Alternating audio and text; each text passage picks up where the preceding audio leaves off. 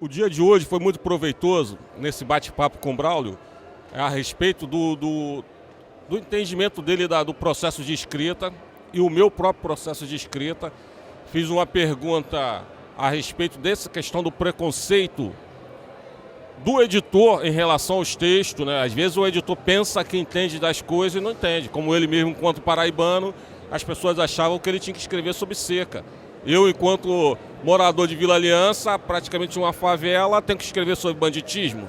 Não é por aí, o meu texto não traz isso. Eu sou livreiro, mas além de livreiro, eu aproveitei a minha oportunidade do trabalho que eu exerço para ler. Então eu li muito e assisti muitas exposições. Então o que eu escrevo tem muito a ver com o processo de entendimento literário e muitas citações literárias. Aí as pessoas acham que é extremamente erudito com um texto de favela. Quer dizer, e ele é bom nisso, ele é extremamente prolixo, fala bem e fala bem sobre esse processo de entendimento do texto. Bom, enquanto laboratório literário, né, que ainda é um grande laboratório, eu estou num processo ainda de entendimento. Eu vim para cá para aprender. Vim para cá para lidar com essas pessoas que eu estou lidando aqui. Quer dizer, eu saí de um mundo onde escrever era coisa de uma pessoa sozinha e estou lidando com diversas pessoas que fazem a mesma coisa que eu. Então eu não sou ET. O bom aqui é que todo mundo... Ou eu sou ET igual a eles ou a gente não é ET, né?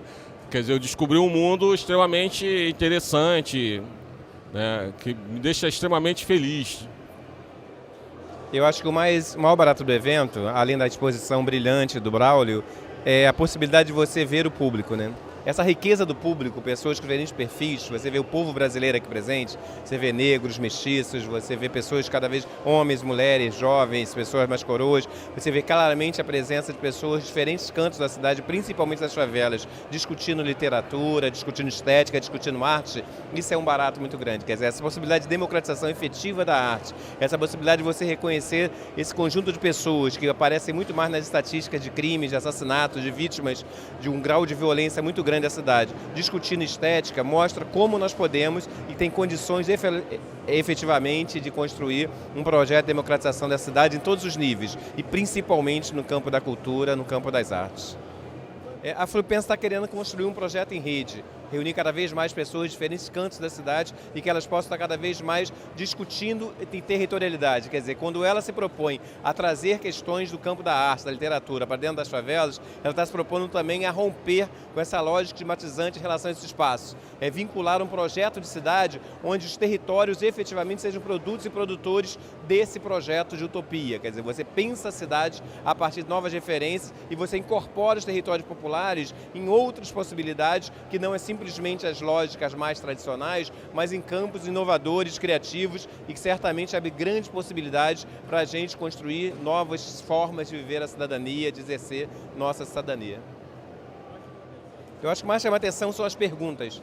O que mais chama é as respostas, a capacidade de construir esse diálogo. Mesmo a gente ainda tendo uma certa preocupação tradicional com a exposição muito centrada na figura do palestrante, isso ainda é um modelo tradicional, mas a chance das pessoas estarem construindo interlocuções a partir das suas próprias vivências, das suas próprias experiências, isso oferece uma grande possibilidade de diálogo. Então esse tipo de encontro, essa oportunidade das pessoas se verem nos olhos, de estarem abrindo a possibilidade de dialogar, isso certamente é um caminho fundamental para renovar as diferentes formas de literatura, de arte no Rio de Janeiro, principalmente fortalecendo a possibilidade de que a gente tem chamado de estética da periferia, que novos atores, novas vozes, novos discursos, novas principalmente referências identitárias, novos sujeitos, novas imagens apareçam nesse cenário artístico carioca e brasileiro. E isso é muito bom. Em particular, no evento de hoje, para mim foi um dos mais produtivos, assim, que mais colaborou com o meu projeto, do livro que eu estou escrevendo. Que hoje eu escutei do Braulio que para eu dividir melhor os capítulos do meu livro, e da Mônica também, ela falou, tem que já deixar já um laço já para começar outro capítulo, como se fosse um capítulo de novela e tal.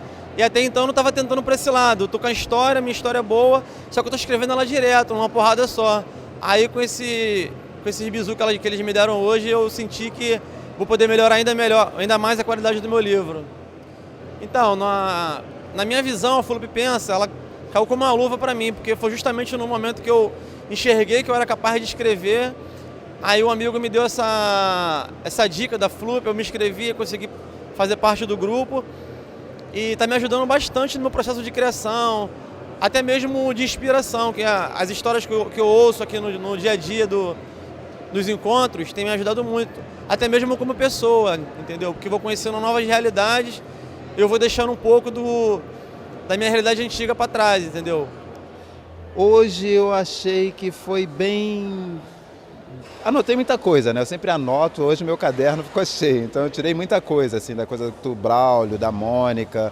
Foi super importante, assim, foi bem legal. Das coisas que ele falou, eram coisas que eu já estava pensando também, né? Já vinha pensando nesse assunto, que eu talvez quisesse fazer um texto mais poético, sair do cotidiano.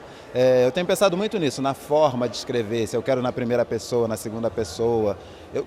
Eu estou pensando em fazer um que seja mais parecido com um roteiro de cinema, um outro que talvez seja uma poesia. Eu estou, assim, pesquisando, buscando coisas, e hoje foi bem bom para isso. Assim.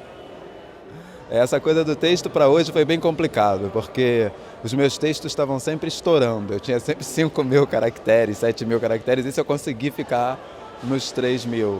E eu preciso de uma palavra. Eu vejo que palavra é uma coisa assim, que eu tive que cortar muita coisa no último texto, mas foi interessante. Assim, a Mônica até comentou uma coisa do meu texto, e depois que eu enviei 4 da manhã. E de tarde, né, assim, 3 horas da tarde, eu pedi para um amigo ler. Quando ele leu, eu falei assim, que droga, assim, eu não gostei, fiquei criticando, achei que eu podia ter mexido mais, que eu tinha que ter mais tempo para elaborar. Mas eu falei, já foi, já era. Acho que foi muito válido, é o 4º encontro, né, dos flupenseiros. E a experiência, a conversa, tanto com a banca, o Écio, a Mônica, o Omar, grande poeta aqui da cidade, tanto com o Braulio, que é o, né, enfim, nosso autor do dia, foi muito válida. Assim. Teve uma coisa que o Braulio falou que foi assim, bem interessante, foi a respeito de... bom, a gente está aqui no Rio de Janeiro, mas a gente pode escrever sobre qualquer parte do mundo. Né? Isso é bem interessante para a gente que, enfim, de alguma forma está no circuito de produção de periferia ouvir. Né, no sentido de que, bom, a gente pode falar assim da Rocinha, da Cidade de Deus, da Maré, mas também pode falar de Berlim. É só se debruçar sobre a pesquisa e, enfim, e partir para outros mundos. Né? Ele falou que, bom, para um escritor, o mundo está aí, você pode mergulhar no mundo e produzir a partir disso. Só que, ao mesmo tempo, é importante a gente ter sempre na cabeça de que, de alguma forma, a gente tem uma origem no sentido de circuito. A gente vai seguindo um caminho, percorrendo um caminho, e a gente vai dialogando com uma realidade que é nossa, sabe? E de alguma forma a Flupensa, eu acho que ela acaba sendo um espaço que vai... o encontro de hoje é mais um exemplo, é mais uma amostra disso, que vai gerar um novo momento de produção literária no país. Assim, eu acredito muito nisso. Essa ideia que eu tenho trocado com todo mundo que eu tenho falado, de todos os outros flupenseiros, a gente tem... achado muito que tem um novo caminho vindo por aí, a Flupensa passa por isso. Hoje a gente teve um papo muito interessante sobre aspectos da literatura, que eu gosto sempre de separar a literatura como a arte literária e a literatura também como o trabalho de escrever. São duas coisas diferentes. Eu sempre gosto de falar sobre essas duas coisas, porque eu acho que muitas vezes a gente começa a discutir só a arte, as frases bonitas, os assuntos nobres, e eu gosto de escrever, de comentar também sobre os aspectos técnicos da escrita, né? Sobre, por exemplo, o horário de escrever, o local de escrever, se você gosta de escrever à mão ou gosta de escrever no teclado. Muitas vezes as pessoas pensam que isso é indiferente, e não é. Para quem quer ser escritor profissional, a hora de escrever, o local de escrever, as circunstâncias da escrita e o material que vai ser usado são muito importantes, porque você tem que fazer isso com elementos onde você se sinta totalmente à vontade. Se você se sentir incomodado com a cadeira, incomodado com o computador, incomodado com a janela ou com o som do local, você não vai escrever bem. Então, tudo isso é aspecto importante. Muitas perguntas mais relacionadas, eu acho, com a profissão e com o mercado editorial, os trabalhos do escritor, de modo geral, do que propriamente com a técnica da escrita. Mas eu acho que também isso é compreensível, porque é uma turma que está fazendo oficina, eles estão trazendo contos, crônicas e poemas para serem discutidos e já passaram o dia inteiro discutindo esses contos e esses poemas. Então chega um momento que eles não querem mais falar sobre a frase, querem falar sobre o mercado editorial, a relação com os editores, a possibilidade de escrever roteiro para cinema e televisão e outras coisas. E é legal, porque na verdade é que assunto não acaba nunca, né? Uma coisa muito importante, porque eu vivo dizendo isso, eu digo, existem milhões de escritores, músicos, pintores, desenhistas, atores no Brasil, que para se tornarem isso só precisam de um primeiro empurrão.